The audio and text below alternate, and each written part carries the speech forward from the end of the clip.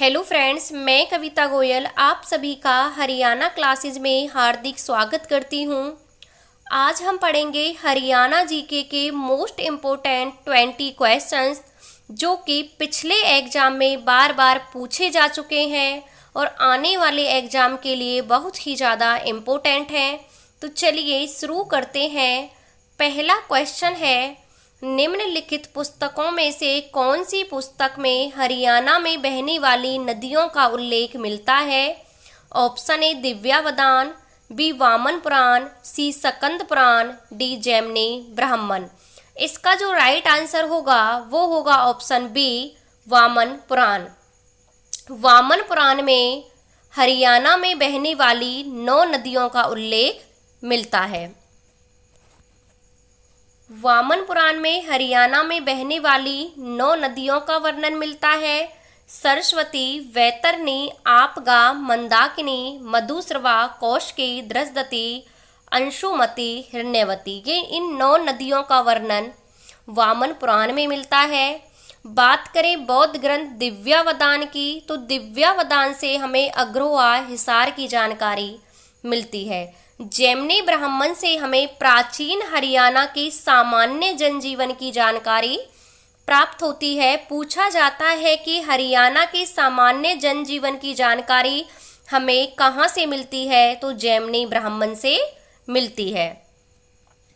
Question number 2, किस अभिलेख में हरियाणा की राजधानी दिल्ली को बताया गया है?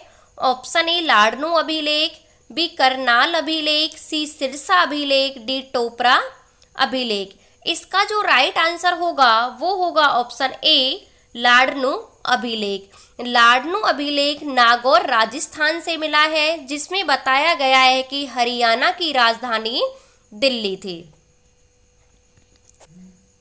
लाडनू अभिलेख नागौर राजस्थान में हरियाणा की राजधानी दिल्ली को बताया गया है। बात करें करनाल अभिलेख की, करनाल अभिलेख हमें सरोवर की जानकारी देता है और एक खरोष्टी लिपि में लिखा हुआ है। पूछा जाता है कौन सा अभिलेख खरोष्टी लिपि में लिखा गया है? करनाल का अभिलेख जो हमें सरोवर या तालाबों की जानकारी देता है। सिरसा अभिलेख से हमें पशुपति संप्रदाय की जानकारी मिलती है। टोपरा अभिलेख अशोक कालीन है, यानी कि अशोक के समय का है। इसकी भाषा संस्कृत और लिपि कौन सी है? ब्राह्मणी। टोपरा अभिलेख अंबाला के टोपरा से मिला है। टोपरा वर्तमान में यमुनानगर में है। टोपरा अभिलेख को अंबाला से दिल्ली फिरोज शाह तुगलक लेकर आया था और लाल किले में खुदवा दिया था। पूछा जाता है कि टोपरा अभिलेख को दिल्ली कौन लेकर आया? तो फिरोज शाह तुगलक टोपरा अभिलेख को दिल्ली लेकर आया था। क्वेश्चन नंबर 3, सबसे बड़ी और सबसे पुरानी सरस्वती सिंधु घाटी सभ्यता हरियाणा में कहाँ पाई गई है? Option A Mitathal, B Rakhigarhi, C Banawali, D Bhirrana. इसका जो राइट आंसर होगा वो होगा ऑप्शन बी राखीगढ़ी। राखीगढ़ी हरियाणा के हिसार में है और ये सबसे बड़ी सबसे पुरानी सरस्वती सिंधु घाटी सभ्यता है। सबसे बड़ी और सबसे पुरानी सरस्वती सिंधु घाटी सभ्यता हरियाणा के राखीगढ़ी में पाई गई है। राखीगढ़ी चौटांग नदी के किनारे स्थित है। चौटांग नदी का पुराना नाम दृशदती नदी था। इसकी खोज 1969 में सूरज भान ने की। अगर हम खुदाई की बात करें तो खुदाई का कार्य डॉक्टर अरमेंद्र नाथ के देखरेख में 1999 में हुआ था। बनावली की खोज 1973 में रविंद्र सिंह बिष्ट ने की। भिरडाना सिंधु घाटी सभ्यता का अब तक खोजा गया सबसे प्राचीन स्थल है। पूछा जाता है कि सिंधु घाटी सभ्यता का सबसे प्राचीन स्थल कौन सा है? वो है भिरडाना। एक क्वेश्चन आता है कि सिंधु घाटी सभ्यता के किस शहर से राजा का शाही मुकुट मिला है? तो वो मिला है कुनाल से। कुनाल से राजा का शाही मुकुट मिला है। क्वेश्चन नंबर 4, पंचविश ब्राह्मण में हरियाणा को किस नाम से संबोधित किया गया है? ऑप्शन ए ब्रह्मवेदी, बी कुरु प्रदेश, सी इंद्रप्रस्थ, डी असंध। इसका जो राइट आंसर होगा वो होगा ऑप्शन ए ब्रह्मवेदी। पंचविश ब्राह्मण में हरियाणा को ब्रह्मवेदी कहा गया है।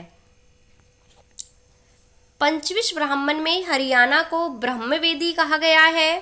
बात करें सतपथ ब्राह्मण और ऐत्रेय ब्राह्मण की, तो इनमें हरियाणा को कुरु प्रदेश कहा गया है। कुरुओं की राजधानी इंद्रप्रस्थ थी। एक पूछा जाता है पुरुओं की राजधानी या पुरु वंश की राजधानी कौन सी थी, वो थी हस्तिनापुर। महाभारत काल में हरियाणा को बहुधानक के प्रदेश के नाम से जाना जाता था। अत्यधिक समृद्ध भूमि होने के कारण या अत्यधिक अनाज होने के कारण महाभारत काल में हरियाणा को बहुधानक के कहा गया। क्वेश्चन नंबर 5, गोहाना क्षेत्र में किसके विरुद्ध विद्रोह हुआ? ऑप्शन ए बलवन, बी फिरोज शाह तुगलक, सी बाबर, डी औरंगजेब। इसका जो राइट आंसर होगा वो होगा ऑप्शन बी फिरोज शाह तुगलक। गोहाना सोनीपत में फिरोज शाह तुगलक ने बहुत सारे मंदिरों को तोड़वा दिया, जिससे लोगों में विद्रोह पैदा हो गया और उन्होंने विद्रोह कर दिया। गोहाना का विद्रोह फिरोज शाह तुगलक के विरुद्ध हुआ। फिरोज शाह तुगलक ने गोहाना सोनीपत के मंदिरों को तोड़वाया।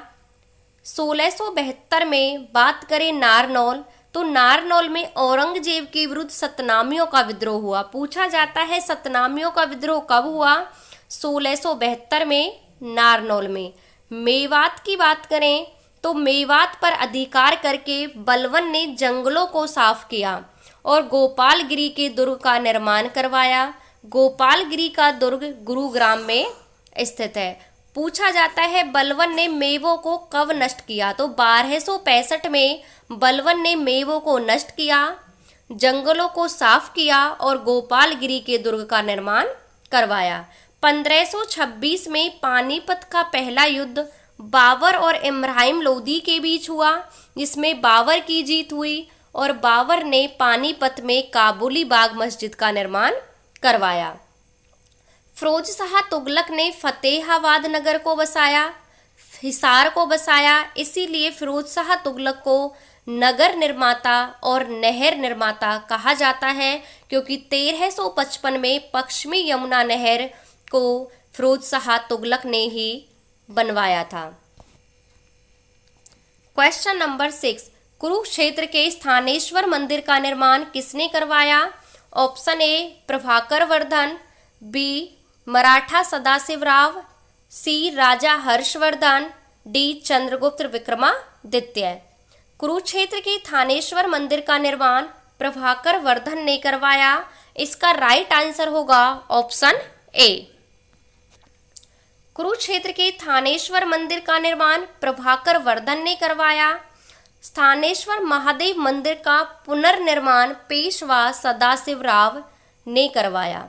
हर्षवर्धन और पुलकेशिन द्वितीय के बीच नर्मदा नदी के तट पर 634 ईस्वी में युद्ध हुआ, जिसमें हर्षवर्धन की हार हुई और पुलकेशिन द्वितीय की जीत हुई।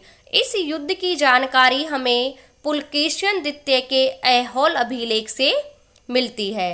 हर्षवर्धन 606 ईस्वी में गद्दी पर बैठा और 647 तक उसने शासन किया। हर्षवर्धन के शासन काल में ही ह्वेनसांग भारत आया था और वो 634 से 644 तक हर्षवर्धन के दरबार में रहा। हर्षवर्धन के दरबारी कवि की बात करें तो वो हैं बाणभट्ट, जिन्होंने हर्ष चरित्र की रचना की है। हर्षवर्धन ने खुद भी पुस्तक लिखी थी। उनकी पुस्तकों के नाम हैं नागानंद, प्रियदर्शिका और रत्नावली। क्वेश्चन नंबर 7, हिसार में आर्य समाज के प्रमुख कौन थे? Option A Lala Chandulal, B Lala Sultan Singh, C sir Chhotu Ram, D Vaid Lekhram. इसका जो राइट आंसर होगा वो होगा ऑप्शन ए लाला चंदूलाल। हिसार में आर्य समाज के प्रमुख लाला चंदूलाल थे। हिसार में आर्य समाज की शाखा लाला लाजपत राय 1886 में लेकर आए थे। सर छोटू राम ने फजले हुसैन के साथ मिलकर 1923 में यूनियनिस्ट पार्टी का गठन किया। 1924 में सर छोटू राम ने जिम्मेदारी लीग का गठन किया। छोटू राम ने 1938 में मार्केटिंग बोर्ड का गठन किया था।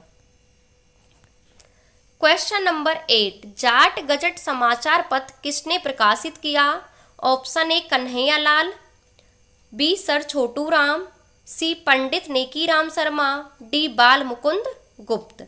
इसका जो राइट आंसर होगा वो होगा option B sir Chhotu Ram. Jat gazette को 1916 में रोहतक से सर छोटू राम ने प्रकाशित किया था या निकाला था।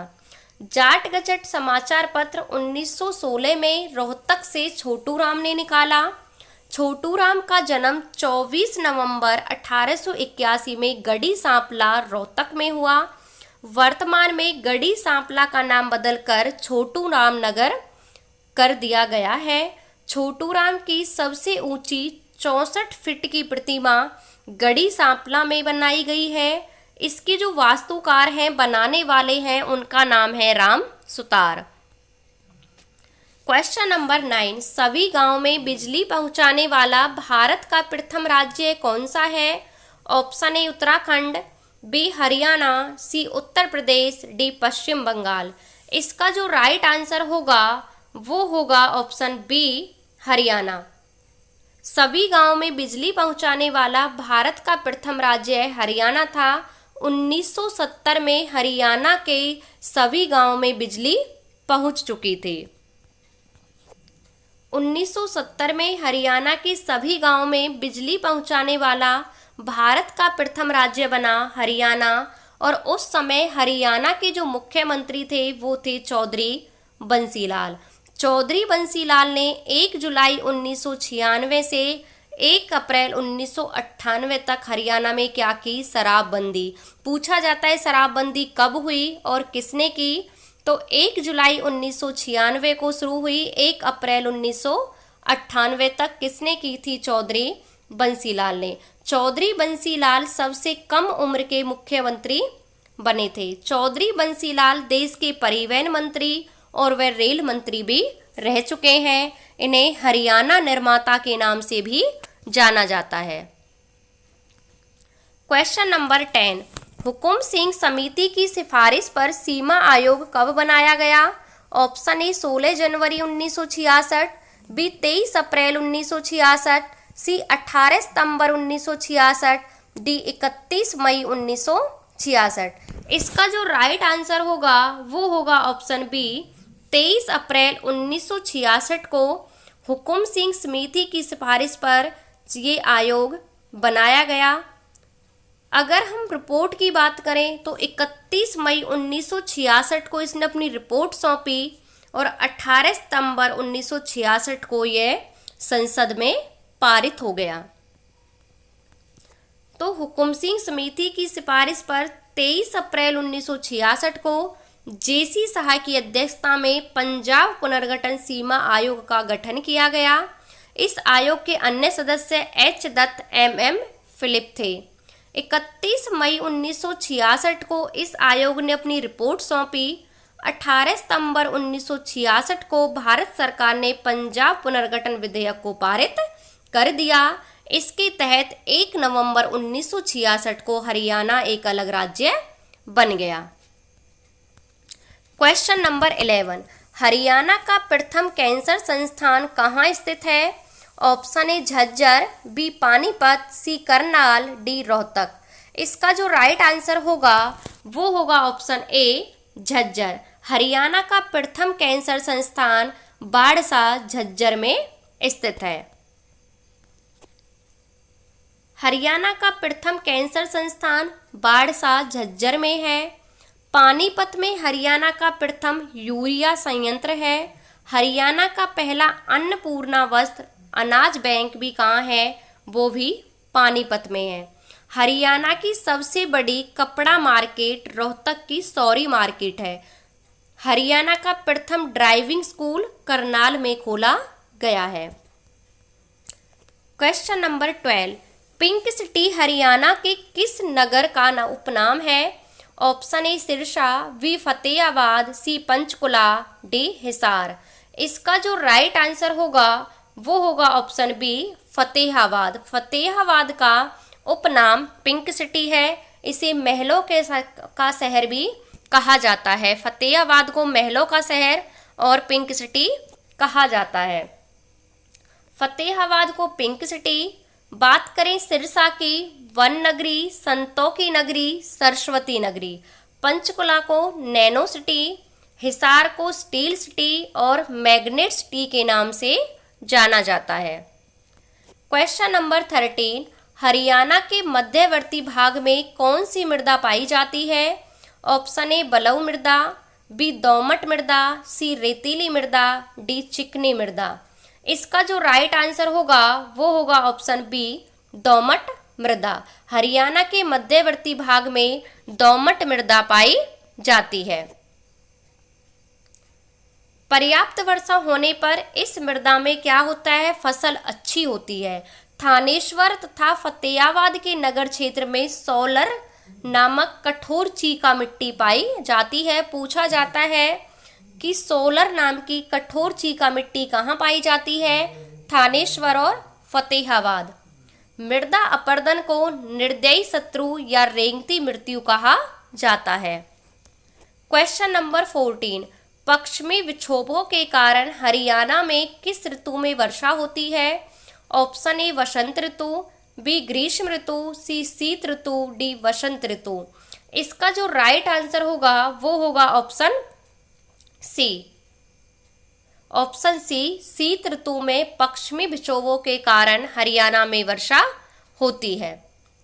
पश्चिमी विक्षोभ के कारण हरियाणा में शीत ऋतु में वर्षा होती है। अगर हम बात करें सर्वाधिक वर्षा की तो वो दक्षिण पश्चिम मानसून से होती है, जुलाई से सितंबर के महीनों में। सबसे ज्यादा वर्षा हरियाणा के उत्तरी पूर्वी भाग में और सबसे कम वर्षा होती है वो होती है दक्षिण पश्चिम भाग में।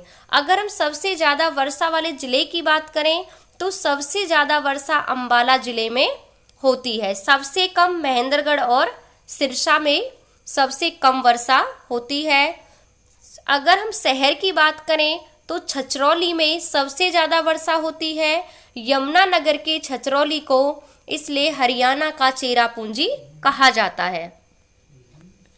क्वेश्चन नंबर 15, हरियाणा में सदा बहने वाली नदी निम्न में से कौन सी है? Option A Sahibi, B Yamuna, C Saraswati, D Ghaggar. इसका जो राइट आंसर होगा वो होगा ऑप्शन बी यमुना।